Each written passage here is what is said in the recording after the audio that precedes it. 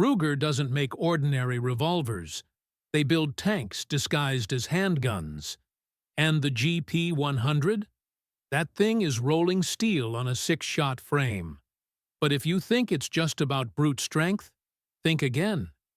Did you know the GP100 traces its roots back to a French police sidearm?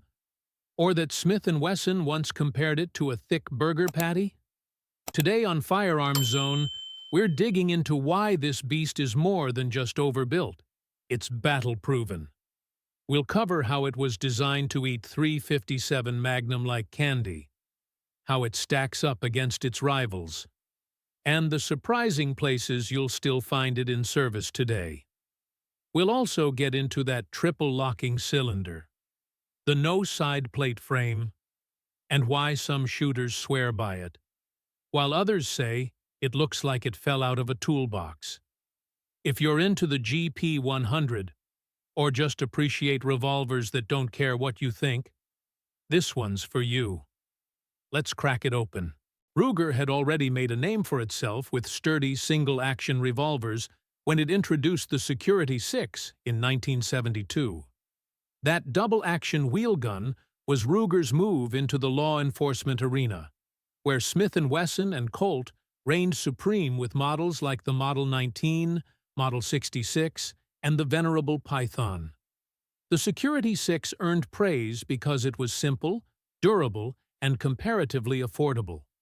It featured a robust one-piece frame that dispensed with the side plate designs found on other revolvers. Agencies such as the U.S. Border Patrol issued it, and some city departments followed suit, even if Smith & Wesson still held the lion's share of that market. Ruger's venture into 9mm variants of the Security 6 also raised eyebrows, since most revolvers stayed in the .38 Special and .357 Magnum realm at the time. Although it handled .357 Magnum decently, the Security 6 wasn't engineered to thrive forever on an unending diet of the hottest loads. That limitation drove Ruger to go bigger and stronger. By the early 1980s, Ruger aimed to build a revolver that could live on .357 Magnum without gradually shaking loose. The result was the GP100, arriving around 1985. The frame got thicker, the top strap was beefed up, and the cylinder was designed to lock in 3 places instead of just 1 or 2. The underlug wasn't just for show, it balanced the revolver and tamed recoil. Anyone who owned the Security 6 noticed the GP100 weighed more, looked heftier, and inspired confidence that you could feed it full-house Magnums for a lifetime. Ruger also carried over the transfer bar safety, a detail some folks feel is crucial for peace of mind. If the trigger isn't pulled, the transfer bar stays out of the way, blocking the hammer from hitting the firing pin. That design has saved plenty of mishaps, especially for those who holster and carry with the hammer down on a loaded chamber. The coil springs, the easy-to-remove trigger group, and the overall built-like-a-tank approach all ensured that this revolver was no passing experiment.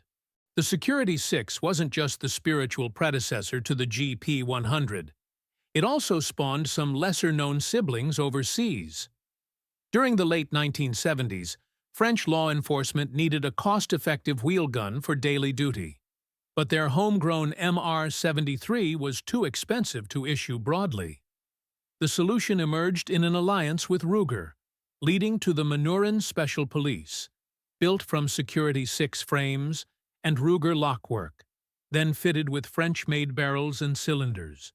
It served reliably in French police units, and that success led Magnum to refine it into the MR-88, which they eventually produced entirely in France.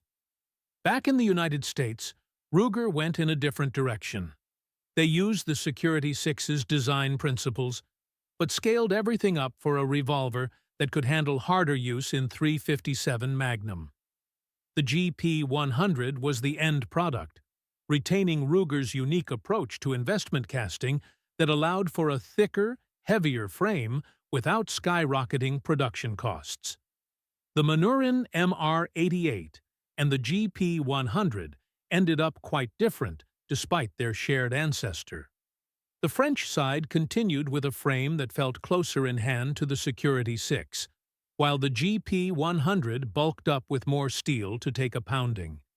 Both also demonstrate how flexible the original Security 6 design turned out to be. There was plenty of room for refinement. Whether one needed a tough service revolver for police use overseas, or an overbuilt .357 designed to endure thousands of hot rounds in the American market. A lot of shooters hear triple locking cylinder and think it's marketing fluff. On the GP100, it's a real advantage that ensures the cylinder stays where it should when firing full-house loads. Ruger had tried a front crane lock earlier on the Red Hawk, then incorporated a similar concept in the GP100. Locking at the front, rear, and bottom of the frame keeps the cylinder properly aligned, which is critical when firing powerful rounds like the .357 Magnum. Some folks worry about a small amount of wiggle in the cylinder once it locks. That little bit of play is normal. Colt's older double actions locked up like bank vaults, but Ruger uses a design where the forcing cone helps guide each bullet into the bore. A small amount of movement can be beneficial because it compensates for tiny variations in chamber and bore alignment. When the trigger is held back, the cylinder on a GP100 doesn't lock any tighter. So there's no need to compare it to older models that used a different system. Ruger's triple lock approach was carried forward into guns like the SP-101 and the Super Red Hawk. It has proven time and again that locking the cylinder in multiple places prevents the kind of wear that can plague lesser designs after extensive shooting. The GP100 is known for running strong even with a steady diet of Magnum loads, and the cylinder's locking system is a big part of that. The Ruger GP100 was designed with durability in mind, and one of its biggest strengths, literally and figuratively, is its solid one-piece frame with no side plate. Unlike Smith & Wesson revolvers, which use a removable side plate to access the internals, the GP100's frame is a single, unbroken piece of steel. This design choice makes the revolver incredibly strong, eliminating a potential weak point where flexing or frame failure could occur under heavy use. Ruger wasn't shy about marketing this advantage, even running an ad comparing their full-frame GP100 to the thinner-framed Smith & Wesson, making a direct point about the structural superiority of their investment cast design. Of course, Smith & Wesson wasn't going to let that slide. Their response? A cheeky print ad featuring an oversized, comically thick hamburger patty, taking a dig at Ruger's design philosophy. The tagline? Thicker doesn't mean better or stronger. It just means bulkier.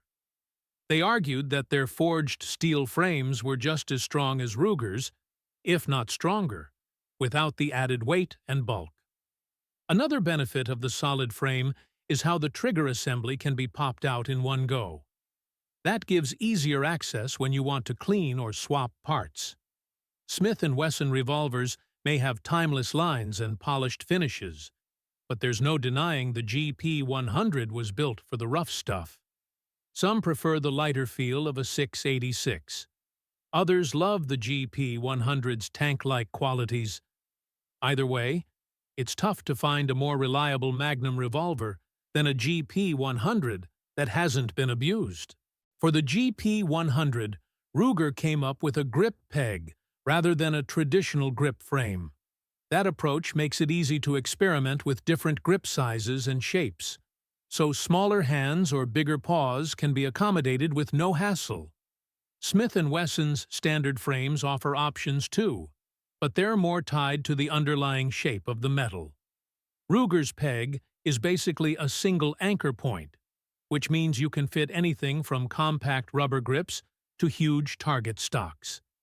It also boosts structural integrity, because there's more steel in the frame where it matters. Ruger has a history of building guns that survive the relentless pounding of Magnum cartridges. The modular grip peg fits right into that ethos. You get a revolver that's practically bomb-proof, and you can still make it feel comfortable in your hand. That same design helps with disassembly. The GP100's trigger group lifts out as a unit, which can be less finicky than removing a side plate on a Smith Wesson. Folks who like to keep their guns meticulously cleaned appreciate how straightforward the GP100 can be to maintain.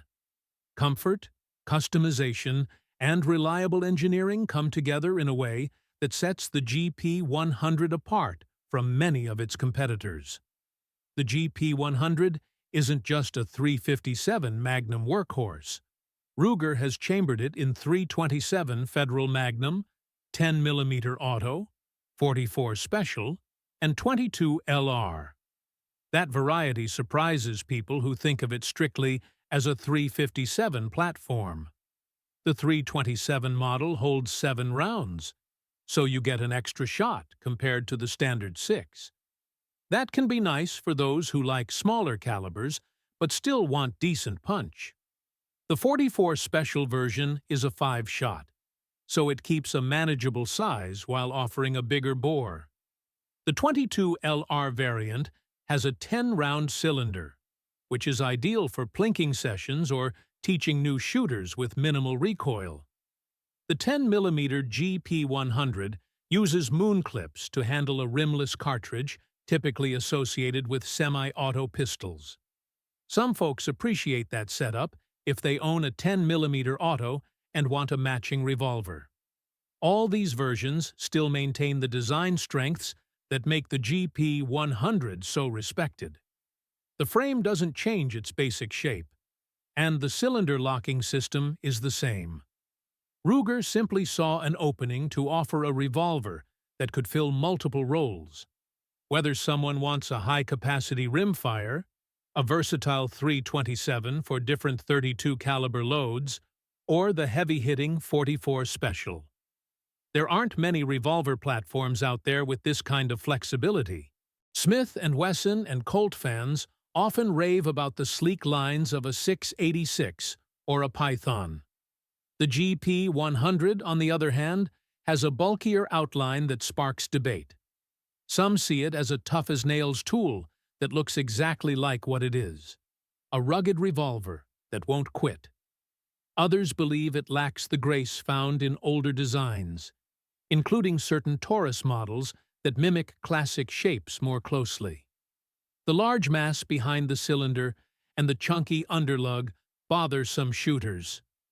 Ruger kept certain visual cues from the Security 6, and while that consistency is appealing to GP100 loyalists, it doesn't win everyone over.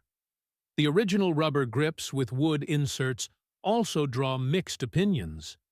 Some shooters say they're comfortable and soak up recoil well, while others find them less elegant than the wood grips Colt or Smith & Wesson use. Ruger never tried to claim the GP100 was meant for folks who want a polished showpiece. It was engineered for longevity and reliability. Some have grown to love the looks over time, describing it as a revolver that wears its durability on its sleeve. Others remain unimpressed.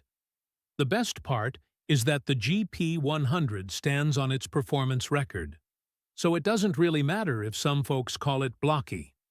Function often wins over form when you're sending a lot of hot rounds downrange. Semi-automatics are now standard issue in most police forces, but the GP100 has served in specialized units that demand absolute reliability. The Greek EKAM counter-terrorist unit has been known to use it, which shows confidence in a design that doesn't jam or stovepipe under extreme conditions. The Serbian Special Anti-Terrorist Unit has also been associated with it. These teams deal with high-risk scenarios, so a revolver that goes bang every time is a serious asset. In Canada, some local law enforcement departments used the GP100 long after other agencies switched to semi-automatics. The big .357 or even 38+ P loads gave officers a reassuring level of stopping power. The GPNY model was produced specifically for the New York Police Department. It had a double-action-only trigger to meet NYPD requirements. That variation offered the same rugged construction as the standard model, but eliminated single-action cocking for a consistent trigger pull on every shot. The fact that some elite and specialized units still trust the GP100 speaks volumes about its performance. It can't match the capacity of a modern high-cap pistol, but it makes up for that with simplicity and the kind of reliability people need when they can't afford any malfunction. It's a design that has proven itself in the real world, not just on the range. And that wraps it up for this breakdown. The Ruger GP100 isn't just a workhorse. It's a tank with trigger discipline. Born from the bones of the Security 6, built to swallow .357 Magnum like it's breakfast, and packed with rugged features that just won't quit. Triple locking cylinder, no side plate, one-piece frame, grip peg, modular guts, and chambered in everything from 22 LR to 44 Special. This revolver doesn't care if it's sitting in a safe or riding in a duty holster. You can polish a 686 all you want, but the GP100 was made to run, not pose. But hey, maybe we missed something. Got a story, upgrade, or oddball variant that deserves a mention? Drop it in the comments. Hit like, subscribe, and ring that bell so you don't miss the next drop. This is Firearms Zone, and this is what real-world wheel guns look like.